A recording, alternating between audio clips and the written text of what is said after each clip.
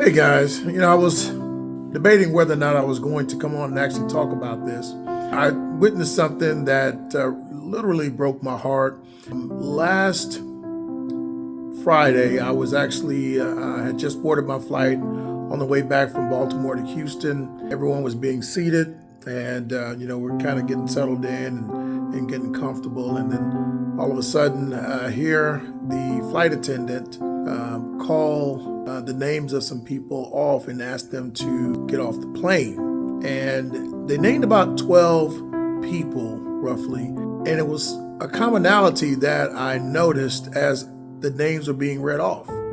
And I noticed that all of the names, were Latin names, surnames. And I thought, well, man, that's odd. Then there was some chatter.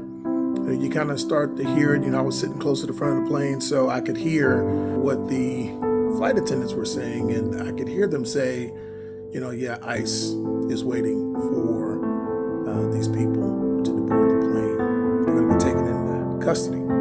And right about the time that they were saying this, I could see these people started to come up the aisle, and of course everyone's looking, and we kind of started to figure out what was going on. And man, my heart just broke for them, because you could see the fear on their faces. You could see the concern, the uncertainty of not knowing what's going to happen. And I'm sure these people were either on the way home or on their way somewhere, but now their lives are totally disrupted.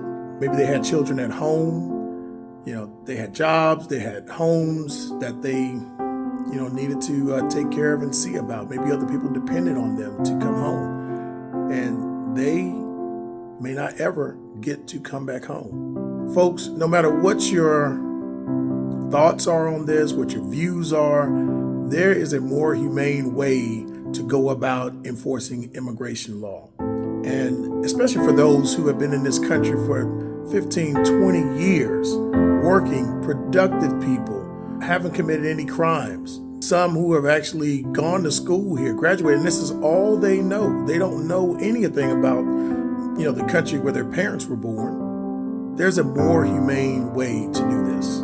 It just was really heartbreaking, and my prayers go out to those family members who were waiting on those folks to come home and maybe didn't make it home, and my prayers go out to those people who were called off the plane. But it's just totally heartbreaking. I really hate to see what's going on in this country right now. I just think there's a better way to do this, folks. Y'all keep this country in your prayers. Y'all be blessed. Stay encouraged.